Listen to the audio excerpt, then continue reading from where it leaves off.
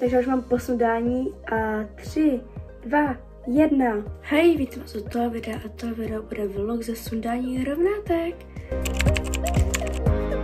Řeknu vám tady v tomhle videu, jaký je to sundání, jestli to bolí nebo ne, jak to u mě probíhalo, jaké mám z toho pocity, jaké mám pocity před a po. A bude to takový vlog a doufám, že to užijete. Já jsem mega natěšená a zajímá mě, jak budu vypadat potom. Dneska je ráno, jdu teďka do školy a ve 4 hodiny odpoledne mě sundávají, takže nejdu i na trénink. Mega se těším, ale zároveň se i mega bojím, protože prostě vidím různé TikToky, jak prostě holky jdou jakože na sundání rovnátek a pak tam chtějí ukázat sebe po. A vždycky tam prostě brečí a jsou jakože to hrozně a tak.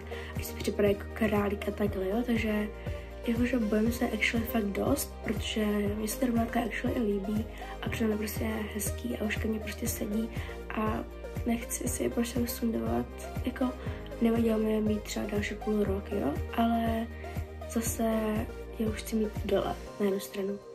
A já vlastně ty rovnátky mám rok a půl, ale já jsem vlastně ty rovnátka neměla kvůli tomu, že jsem nějak křivý zuby, ale protože jsem měla 2 vedle 4, tak mě museli roztáhnout, rozryzlo mi to a vytáhnout mi ten zub, jo, takže to bylo super, no. Když jsem měla takový jako trochu operaci, nebo něco takového, jo. A vlastně ty rovnátka mám taky jako trochu kvůli tomu předkosu a teďka mám takové ty gumičky, které nosím už vlastně od léta. A taky jsem slyšela, že když mám se rovnátka, tak jsem trochu zmenší rty. Protože vlastně, když máte ty rovnátka, tak oni mám ty rty tak trochu jako vystrkou ty rovnátka, že ty rty jdou víc vidět a jsou takový plnější a lepší. A že až mě sundají, tak jako nebudou takový, takže toho se taky bojím, ale jako jsem se tady všechno fitne a já jdu teďka za chvíli do školy, jo, takže to se vůbec netěším, protože mám ještě zkoušky z němčiny. A zítra píšu i test z němčiny gramatiku, ale já jdu na kontrolu rovnátek, jako potom sundání, takže nakonec nejdu do školy na ten test němčiny, takže to mi úplně krásně vyšlo, ale stejně se budu se dopisat příští týden. A já jsem vlastně nikomu z mého blízkého okolí neřekla, že dneska mi sundají rovnátka. A vlastně ví to jenom mamka s tačkou, že jo, logicky. A neví to ani můj brácha, ani moje žádný kamarádi, takže to bude hodně velký surprise, až přijdu zítra do školy, protože dneska to už nestíhám, když mi to sundávají ve 4 odpoledne. Takže to mě zajímá jejich reakce a tak mě zajímá i moje reakce na to sundání.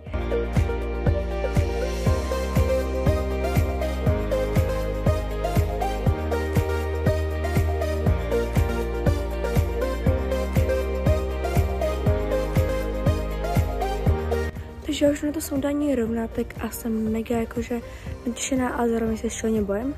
A vlastně já jsem ze školy šla ven rovnou a pak jsem šla ještě domů složit tašku a jdu na ty rovnátka. A zítra tam půjdu ještě na kontrolu, abych to zkontroloval, jaký to mám a dám mi drátek za zuby vlastně. Tady budu mít, aby se mi to vlastně nerozdělily ty zuby.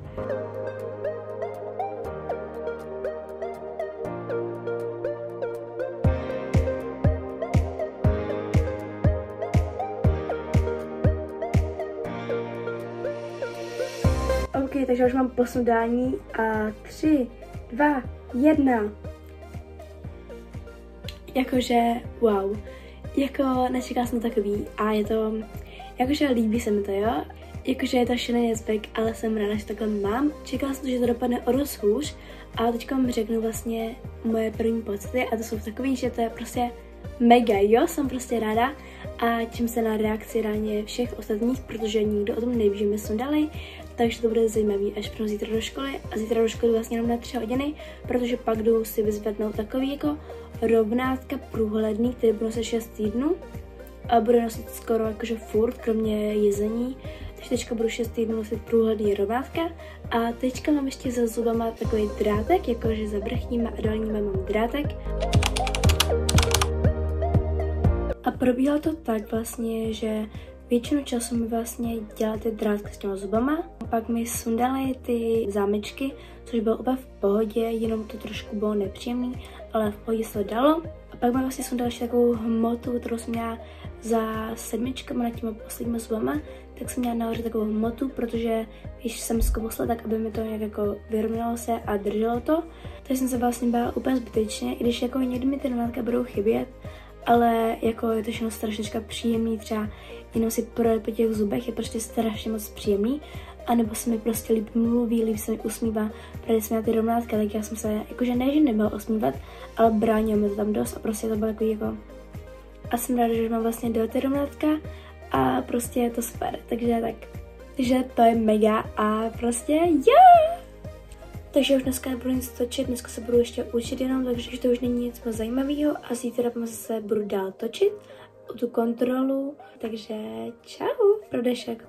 OK, takže je další den, dneska je středa. Já bych se něco chtěla zeptat, jo, protože actually jeden myslím kudrnatý nebo vlnitý vlasy, protože teďka jakoby mi přijde, že jsou spíš kudrnatý než vlnitý, jo, ale zase někdy mi přijde, že jsou spíš vlnitý než kudrnatý. Vždycky první den po umytí tak to takový vlnitý, ale ten třetí den a čtvrtý tak jsou hodně kudrnatý, nebo jakoby takovýhle, takže nevím, no. A mně se mi líbí, jak se vždycky za ty přední masy právě mám kratší, protože já ofinku, jakože pocať, tak jak jsou úplně takový strašně hezký, kudrnatý. Ale prostě je to mega. A ty zuby, tak ty miluju, jo, jakože mega se mi to líbí. Je to o dost lepší, než jsem měla předtím, protože já jsem předtím měla ještě předkus a ještě jsem ty zuby měla nějaký prostě divný, jo. Mě ještě jsem měla 2 vedle 4, takže to bylo tak jako. Takže teď jsem mega ráda, že mám ty zuby a těším se do školy, protože jdu na 3 hodiny a nic nepíšu první 3 hodiny. Takže už mě mamka vyzvedla ze školy a jdu na ty rovnátka a mega mě zajímá, co to bude, protože včera mi dělali obtisky a budu mít takový průhledný rovnátka, který bude 6 týdnů v kuse a pak se bude snižovat ten čas, že třeba jenom na noc a takhle. A to je vlastně kvůli tomu, aby jsme ty zuby nerozjeli na zpátek a jako nevrátily se tak, jak byly před těma rovnátkama.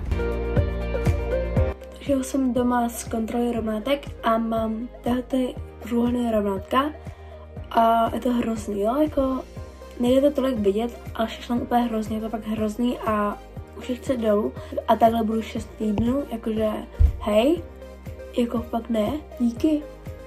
Jako líbí se mi actually teďka vlasy, jak jsem třeba ze školy, jsou takový hezký kudrátý a vypadají dobře teďka i řasy, ale ty zuby. A ještě k tomu jako to mluvení, to je fakt hrozný. Třeba když mě třeba učitelka zkoušela ve škole, tak bych byla, že pančelko, asi úplně ne, děkuju. A nebo třeba zkoušení ze slovíček z němčiny. Hej, to jakoby já jsem ráda, že trošku mluvím česky, aspoň nějak mi jde rozumět, ještě tomu výslovnost z němčiny. To asi úplně ne, heleď. Ještě k tomu ty vrchní rovnátka nahoru teďka, co mám, tak ty mi nedrží moc dobře, takže v pátek za 2 dny jdu vlastně na novní, mě nový udělali, protože ty to dělali asi nějak špatně a nedrží to tak dobře. Jakože za ty zuby to fakt jako hrozně stojí a je ten drátek, co mám za zubama, tak ten budu mít do 18, jo? Takže 4 roky ještě.